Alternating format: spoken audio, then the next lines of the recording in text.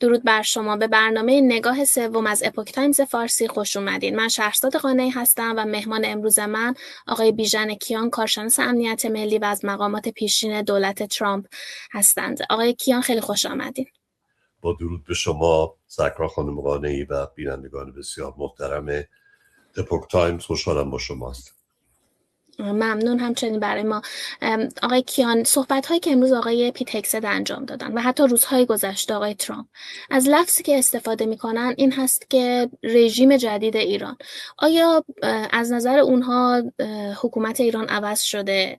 چیزی که مردم ایران درک می‌کنن اینه که جمهوری اسلامی سر جاشه. آیا اونها شرایط رو درک ما باید چجوری بهش نگاه کنیم؟ آیا اونها شرایط رو درک نمی‌کنن؟ آیا پالیسی خاصی دارن با این لفظ صحبت می‌کنن یا واقعا فکر می‌کنن چون سران جمهوری اسلامی حذف شدن الان واقعا با یه حکومت جدیدی طرف هستن؟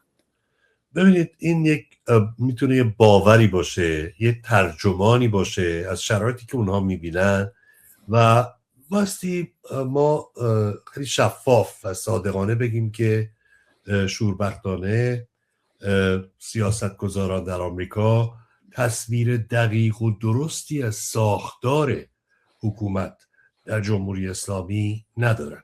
مثال، وقتی کنار هواپیما با آقای ترامپ مصاحبه میکردن، ایشان گفتن که با آیت الله بعدی، یعنی فکر میکنه، ایشون در باور خودش فکر میکنه که بالاترین مقام دولتی حکومتی در ایران یک آیت الله است.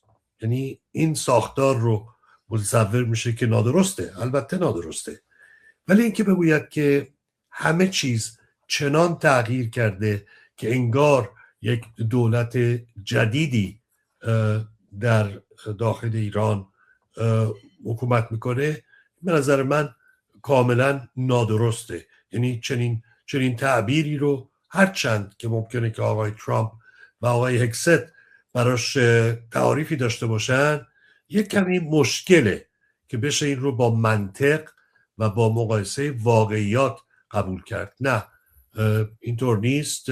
امروز جمهوری اسلامی، اون جمهوری اسلامی که ما میشناختیم، ببینید، نگاه کنید، ببینید قدرتش چه بود قبل از اینی که جمهوری اسلامی 10,000 ایرانی رو به قتل برسونه، در کجا قرار داشت؟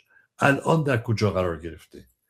الان جمهوری اسلامی نیروی هوایی نداره، نیروی دریایی نداره. ببینید آسمان بازه، مرتب شما میبینید که عملیات انجام میشه بدون اینکه هیچ نوع مقاومتی بشه و اون قدرت رو دیگه نداره. قدرت سرکوبش هم همونطور که نمیدونم به صحبت شاهزاده رضا پهلوی امروز حتما توجه کردید، دقیقاً میگویند که نیروی سرکوب تضعیف شده. اگر ما این قبول نکنیم با واقعیات روبرو نخواهیم بود. نیروی سرکوب تضعیف شده. نیروهای مسلح جمهوری اسلامی دیگه اون قدرتی نیستند که ادعا می‌کردند باشند. مردم، دریای خون بین مردم و جمهوری اسلامی است که هرگز نخواهند بخشید کسانی رو که فرزندانشون رو به قتل رسوندن. نگاه کنید همسایگانی که نشستن واقعا دارن فکر میکنن چرا به ما موشک پرانی کردید؟ ما که با هم همکاری میکردیم.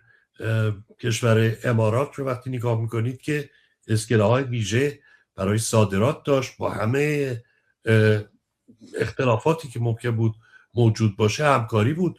نشستن میگن چرا به ما موشک پرانی کردید؟ 14-15 کشور همسایه بسیار خشمگین، دنیایی که دیگه باور نداره جمهوری اسلامی رو. بنابراین اون جمهوری اسلامی مرده. اینی که هست هنوزم موذیه، هنوز هم وحشتناک جنایت میکنه.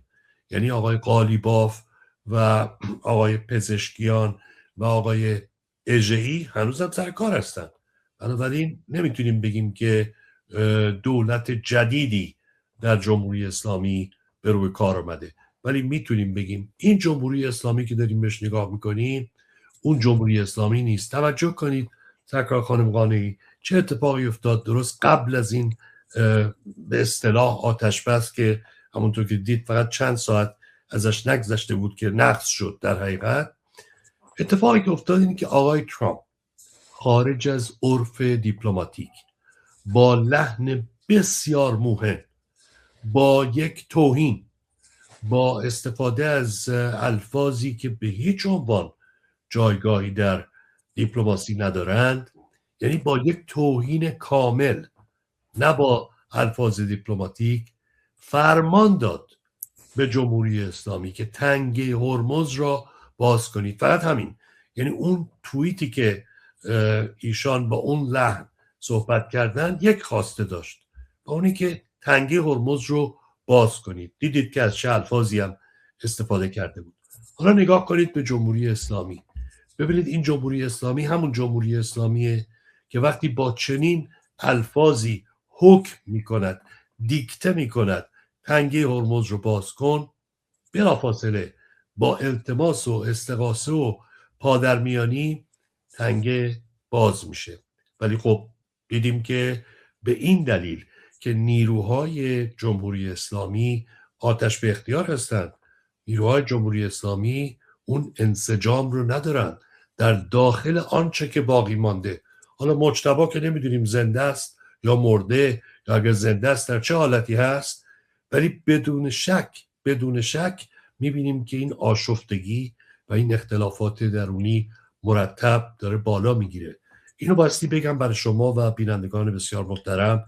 شخصی هست در دستگاه جمهوری اسلامی به اسم اصغر حجازی. اصغر حجازی کسی بوده که مورد اطمینان خامنه‌ای بود و در حقیقت آنچه که تصمیم گرفته میشد در ارتباط با کشتار مردم، در ارتباط با آنچه که ظلم و بیکفایتی درش بیداد میکرد، تصمیماتی بود که همین آقای اصغر حجازی میگرفت. یعنی تقریبا من فکر میکنم غلو نباشه اگر ادعا بکنیم که مملکت رو او اداره میکرد، تصمیمات رو او تصمیم میگرفت و آقای خامنه‌ای اعلام میکرد. آقای گلپایگانی که رئیس دفتر سوریه دفتر خامنه‌ای بود هیچ کاره بود. این آقای اصغر حجازی از بچگی این مجتبی رو میشناسه. به بیکفایتی او و عدم وجود شرایطی که بایستی در رهبر باشه آگاه و بسیار مخالفه. میبینیم که صدای مخالف و اعتراض هم مرتب داره میاد. مشکله که بگیم این جمهوری اسلامی همون جمهوری اسلامی است که میشناختیم. ولی پاسخ بلند من رو پوزش میخوام. توضیح اینه که آقای هکست تصوری داره که با یک متر و معیاری وقتی میسنجه میبینه که این جمهوری اسلامی اون جمهوری اسلامی نیست.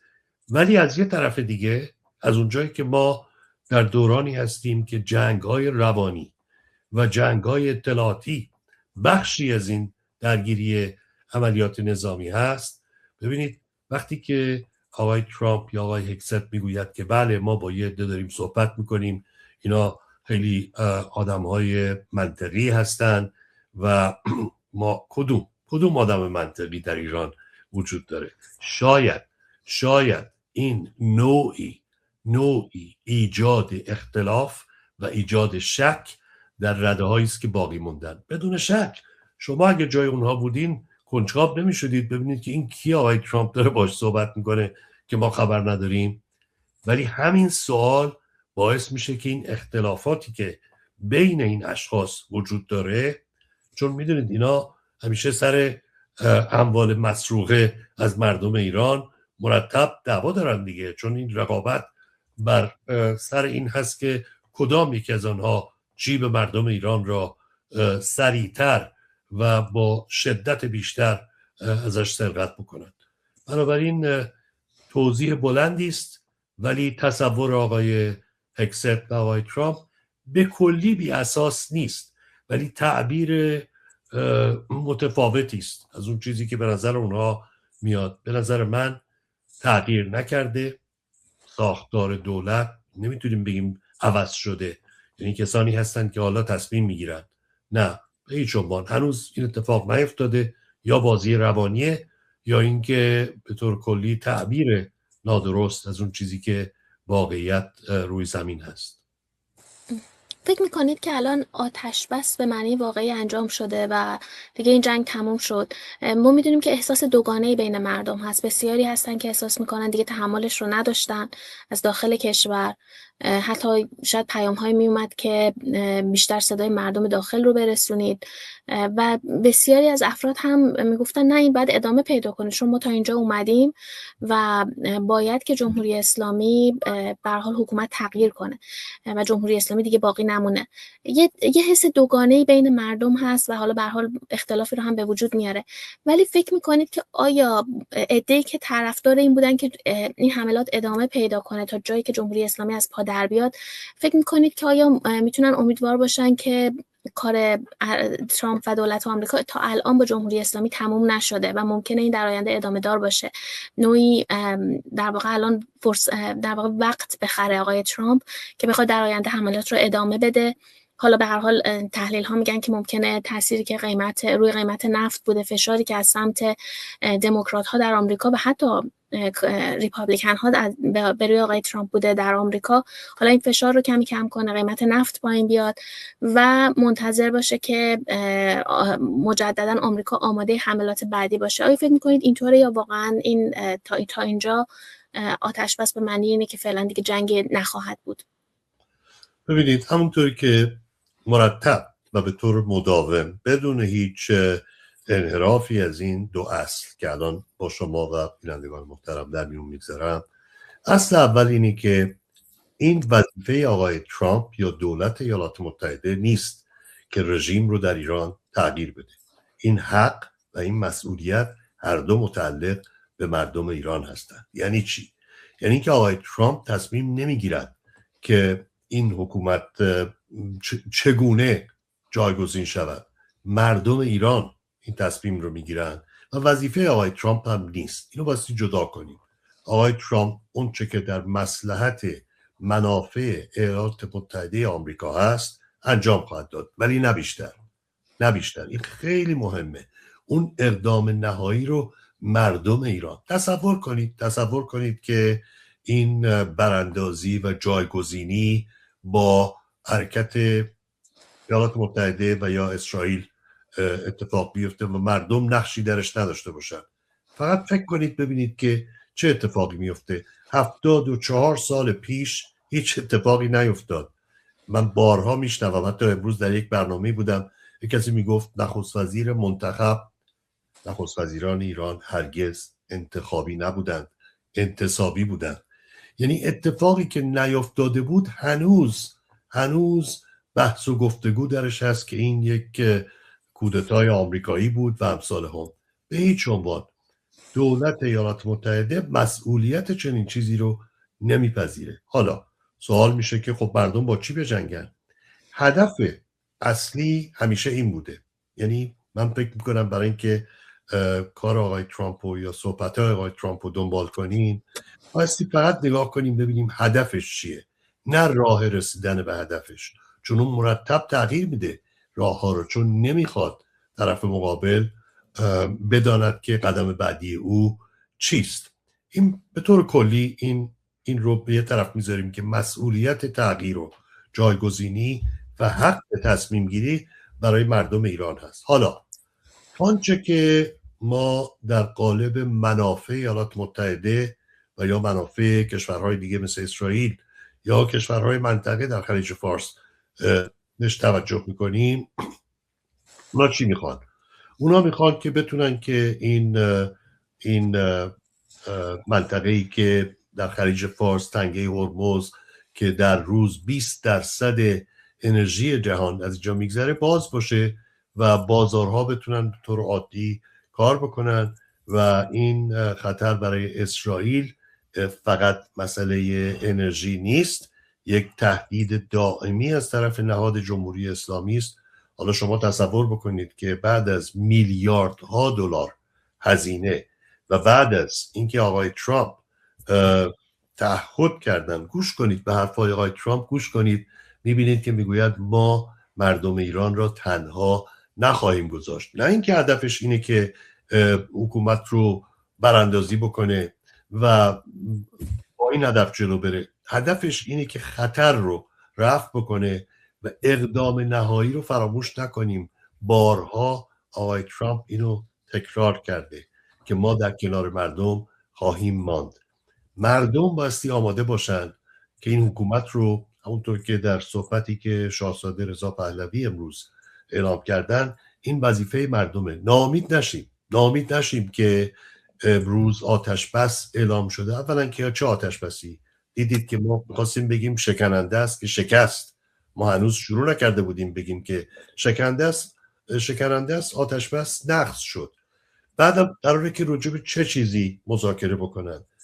سرکار خانم قانعی، دیدید لیست رو نگاه کردید، از این 10 تا کدام یک از این خواسته ها رو دولت ایالات متحده قبلا مرور نکرده و به طور کلی 100% رد نکرده. بنابراین چه مذاکره ای؟ امروز یک کسی میگفتش که بله آقای ترامپ گفته که این قالب رو میتونیم باش کار کنیم. این صحبت دیپلماتیکه، بله، ولی اون تقاضایی که جمهوری اسلامی میکنه چیه؟ میگه حماس و حوتی ها و حزب الله رو آزاد بذارین که کارهای خودشونو بکنن. همین امروز هم که دیدید که به اعتراض به اون کاری که اسرائیل عملیات که در لبنان انجام داد عکس العمل نشون میدن و میگن نه، لبنان هم جزو همین منطقه امنیتی ما هستش. بنابراین چنین چیزی محتمل نیست. سرکار خانم قانعی، بینندگان محترم، چه مذاکره‌ای قراره که کجا را آقای ترامپ کوتاه بیاد؟ اینه که به نظر من نباستی ناامید شد، باستی با واقعیت ها کار کرد. آقای ترامپ با توهین و تهدید وادار کرد جمهوری اسلامی رو که تسلیم بشه، حتی برای مدت کوتاهی، ولی دیدیم که تاثیرش روی بازارها چه بود. دیدیم که قیمت نفت با چه سرعتی کاهش پیدا کرد و آقای ترامپ به نظر من میدونه که چی کار داره میکنه. این دقیقاً با آنچه که مردم ایران یا من و شما انتظار داریم تطابق نداره، چون او در حال رسیدن به هدفی است که به نظر من به هیچ عنوان کوتاه نخواهد اومد، چون نمیتونه کوتاه بیاد، جایی برای کوتاه آمدن نداره. فکر میکنید آقای کیان چقدر اسرائیل همسو هست در این زمینه با آمریکا که بخواد آتش بس کنه؟ چون به نظر میاد که لحظه های آخر استفاده های تمامش رو انجام داد و حملاتی که میخواست انجام بده رو در تسریع کرد. حتی امروز حملات زیادی به لبنان انجام داد که چون از سمت لبنان میگفت ما شامل شدیم در این آتش بس. جمهوری اسلامی هم میگفت لبنان شامل شده، ولی اسرائیل اصرار داره که نه، در این آتش بس شامل لبنان نمیشه و حملات زیادی رو انجام داد. به نظر میاد که داره سریع این کار رو انجام میده که میدونه وقت ممکنه به اتمام برسه. فکر میکنید آیا همسو هست نظر دولت اسرائیل با این آتش بس؟ بله، به نظر من هیچ اختلافی در مقیاس بزرگتر بین اورشلیم و واشنگتن وجود نداره و به باور من هماهنگ هستند. البته میدونید که آقای نتانیاهو در اسرائیل تحت فشار، مخالفین زیادی داره در اونجا، ولی من یه چیزی مطمئن هستم سرکار خانم قانعی و با تجربه و با کمال اطمینان میتونم بگم که اسرائیل اون کاری رو خواهد کرد که برای حفظ امنیت مردمش و خاک اسرائیل لازم هست و به هیچ عنوان برای یک لحظه فکر نکنیم که اسرائیل تحت فرمان واشنگتن عمل خواهد کرد. کما اینکه واشنگتن هم تا اونجایی که براش قابل محاسبه هست اهمیت اسرائیل رو به عنوان یک متحد راهبردی در منطقه حفظ میکنه، ولی بدون شک اولویت‌ها به منافع ایالات متحده بستگی داره، نه به خواسته های اسرائیل. این شایعی که اسرائیل مجبور کرده که آمریکا در این عملیات نظامی شرکت بکنه و اینا نمیشه بهش بها داد، چون با واقعیات تطابق نداره. ادعایی است که در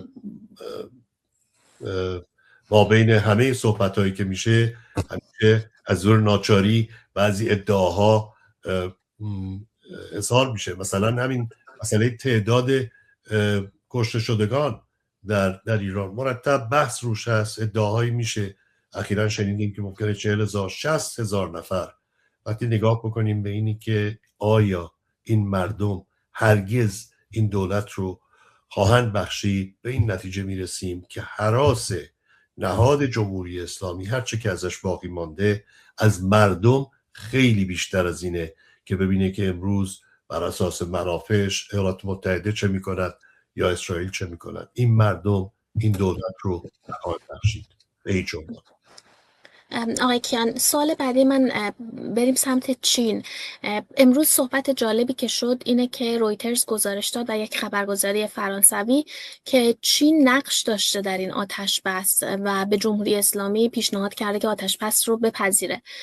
سخنگوی کاخ سفید هم این رو تایید کرد. در واقع این رسانه‌ها به نقل از آقای ترامپ گفته بودن و سخنگوی کاخ سفید هم به طور ضمنی، حالا نه خیلی دقیق، ولی تایید کرد که این اتفاق افتاده.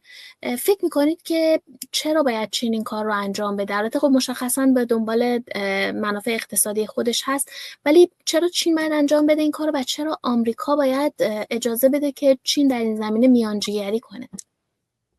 بله، ببینید همطور که شما اشاره کردید چین پاکستان رو تشویق میکنه که بیاد و این میانجیگری رو انجام بده، چون همطور گفتید آمریکا به میانجیگری سوی چین راضی نمیشد و این چیزی نبود که بتونه اعلام بکنه، ولی بدون شک چین در تشویق پاکستان برای اینکه این کار رو انجام بده در جهت پیشبرد اهدافش. شاید سوالی که من میخوام بکنم اینه که چین در مقابل این اقدام چه پاداشی دریافت کرده؟ پاکستان اینجا چه پاداشی دریافت میکنه؟ عکس العمل هند چه خواهد بود؟ چون میدونیم هند اونجا منافعش رو در بندر چابهار سعی میکنه که نگاهی به اون داشته باشه و هند و پاکستان هم که میدونیم که روابطشون به چه صورت هست. ولی من میخوام بدونم چین چه چیزی دریافت کرده از جمهوری اسلامی؟ کدام بخش از دارایی‌های مردم ایران را دوباره تقدیم حزب کمونیست چین کردند از طرف مردم ایران؟ ولی بدون شک میدونید رابطه چین و جمهوری اسلامی یک رابطه یک طرفه است و چین میدوشد جمهوری اسلامی را، چون برای اینکه جمهوری اسلامی بتونه به سرقتش ادامه بده یک اهرمی از پکن بهش قرض داده میشه. ولی سرکار خانم قانعی، بینندگان محترم، چین منافع خودش رو در ارتباط با واشنگتن نمیذاره زمین که بیاد و ناجی نهاد جمهوری اسلامی بشه که چیزی ازش باقی نمانده عملا. بنابراین من فکر میکنم که اگر جمهوری اسلامی قبول کرده حتی با توهین که برای چند ساعت حتی تنگه هرمز رو باز بکنه، شکست رو قبول کرده و حالا مذاکرات همین مسیر رقص بی پایان و دردناک دیپلماسی ادامه دارد ولی به جایی نخواهد رسید. نگاه کنید به خواسته های جمهوری اسلامی، غیر ممکن هستند. هرگز به این خواسته ها ایالات متحده تن نخواهد داد. اگر در واقع یه سوالی پیش میاد اینجا اینه که فکر میکنید آیا جمهوری اسلامی خواهش کرده از چین که بیاد کمک کنه و این آتش بس شکل بگیره، یا اینکه چین به نحوی دستور داده به جمهوری اسلامی که دیگه آتش بس رو بپذیره؟ بله، چین دستور داده به جمهوری اسلامی که بپذیره و به پاکستان هم تشویق کرده که به اصطلاح اون عاملی باشه که این میانجیگری رو میتونه انجام بده، چون کار چین نبوده این کار. بله، به نظر من چین حکم میکنه به رهبران جمهوری اسلامی، چون اونها چاره دیگری ندارند. در ضمن رهبران جمهوری اسلامی تهدید ترامپ رو بسیار جدی گرفتن. باز هم تکرار میکنم، با دشنام و بد و بیرا و استفاده از الفاظی که بسیار موهن توهین‌آمیز بودند، جمهوری اسلامی اعتباری برای خودش باقی نگذاشت که حالا هر چقدر که تئاتر بخواد برای مردم ایجاد کنه. کسی میگفتش که فردا 40 و مردم میان بیرون که نشون بدن که حمایت میکنن از نهاد جمهوری اسلامی. من فکر میکنم هیچ کدوم از این حرکات هیچ تأثیری در سرنوشت نهاد جمهوری اسلامی نخواهد داشت.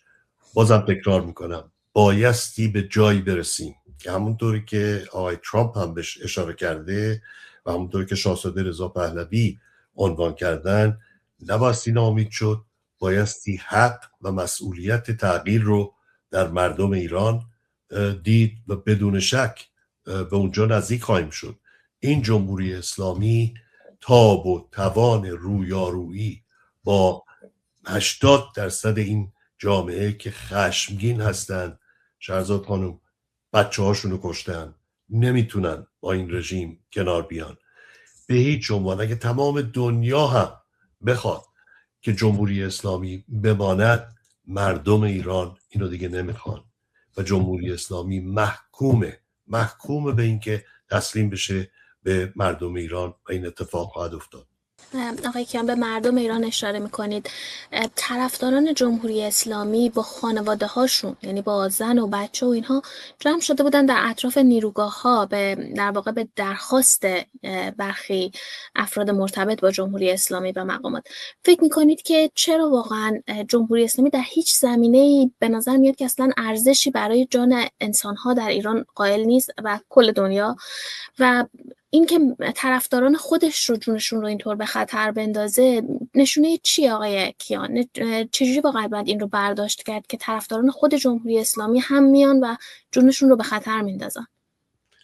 ببینید، اولا که من مطمئنم که کسانی که اونجا میان با کودکانشون جلوی این تأسیسات میستند و سپر بلا میشوند، از ته دلشون این کار نمیکنن، مجبور هستن، چون اگر نیان کارشون از دست میدن، تهدید میشن توسط کارفرما که دولته. بنابراین همیشه جمهوری اسلامی تعدادی رو خواهد داشت که میتونه با تهدید یا تمهید اونا رو به میدان بیاره و تظاهر بکنن که بله اینا مردم ایران حامی رژیم جمهوری اسلامی هستن. ولی اون سوالی که اونها رو باز میداره، متوقف میکنه، فلج میکنه در پاسخ دادن، اینه که اینایی رو که کشتین برای چی اعتراض میکردن به شما؟ اینا چرا سینه‌شون رو سپر گلوله های شما کردند که بگویند که شما را نمیخواهند؟ بنابراین این تئاتر مسخره که مردم میان حمایت میکنن، از چی دارن حمایت میکنن؟ واقعا از چی حمایت میکنن این کسایی که میان و فریاد میزنن که از جمهوری اسلامی حمایت میکنن؟ از چی؟ از اینی که بچه‌های همسایه‌های شما رو کشتن؟ از اینی که توان اداره مملکت رو ندارن؟ از اینی که ثروتمندترین کشور در منطقه و در دنیا، یکی از ثروتمندترین، بایستی بانوی محترم ایرانی تا کمر در سطل زباله خم بشود، که برای اینه که حمایت میکنن از دولتشون؟ یا برای اینکه در دزدی بازه؟ برای اینکه این کسانی که اونجا هستن، ببینید رو درواسی که نداریم، سوال میکنیم ازشون شما چرا حمایت میکنی؟ چرا در حالی که جمهوری اسلامی فرزندان همسایگان شما رو میکشد، کفایت ندارد، دزد است، تمام آزادی شما رو سرقت کرده، از چی حمایت میکنید؟ بگید از چی حمایت میکنید؟ از چه نهادی، به چه دلیلی شما حمایت میکنید؟ جوابی ندارن. مصنوعی بودنش اینجا معلوم میشه که جوابی ندارن. از چه چیز دارن حمایت میکنن؟ این جماعتی که میآیند و میگویند که بله جمهوری اسلامی خیلی هم خوب است، خیلی هم قوی است، واقعا؟ یعنی اینا خودشونو دارن گول میزنن. سرکار خانم. آقای کیان، سوال آخر من راستش خیلی ارتباطی به صحبت‌هایی که کردیم نداره، بیشتر برمیگرده به تنگه هرمز، ولی ممنون میشم که حالا پاسخ این رو از شما بشنویم. اینکه ترامپ گفته که عوارض گرفته بشه از تنگه هرمز و پولش بین ایران و آمریکا تقسیم بشه، فکر میکنید که کشورهای حوزه خلیج فارس چه واکنشی به این بخوان نشون بدن اگر همچین چیزی واقعا عملی بشه در زمانی؟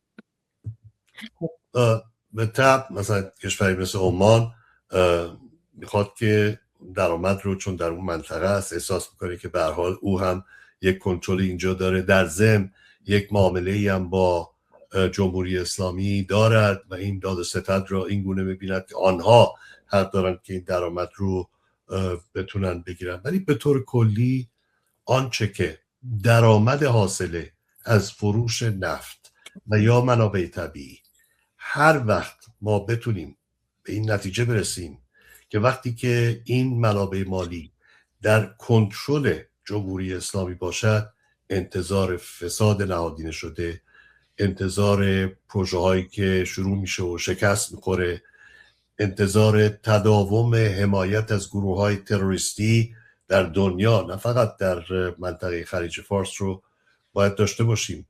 بنابراین من منتظرم که راه حل هایی اتخاذ بشه که آنچه که از جمهوری اسلامی باقی میماند کنترلی روی منابع مالی نداشته باشد و به اون سو پیش خواهیم رفت. پیش بینی نمی کنم که این اتفاق حتما بیفته، ولی پیش بینی می کنم که راههایی تعبیه خواهد شد که جمهوری اسلامی نتواند به نفس کشیدن ادامه بدهد. یعنی منابع مالی جمهوری اسلامی هدف قرار گرفته خواهد شد بدون شک، چون ابزاری که در اختیار ایالات متحده هست برای اینکه بتونه که نظیر همین اتفاقی که دیشب افتاد، بتونه که جمهوری اسلامی رو به زانو در بیاره و مجبورش بکنه. حالا ممکنه که از قالب‌های دیپلماتیک وقتی استفاده میشه این گونه سخن گفته نمیشه، ولی ما رو درواسی نداریم، ما بازش میکنیم که حکم خواهد کرد ایالات متحده. ولی همونطور که بارها گفتیم خطر بزرگ برای نهاد جمهوری اسلامی مردم ایران هستند. این دشمن واقعی جمهوری اسلامی هرگز با نخواهد داد. سرکار خانم، سپاسگزارم از وقتی که برای ما گذاشتید آقای کیان و امیدواریم که در برنامه‌های آینده بتونیم شما رو مجدد در برنامه‌مون داشته باشیم. وقتتون بخیر باشه. سپاس از شما.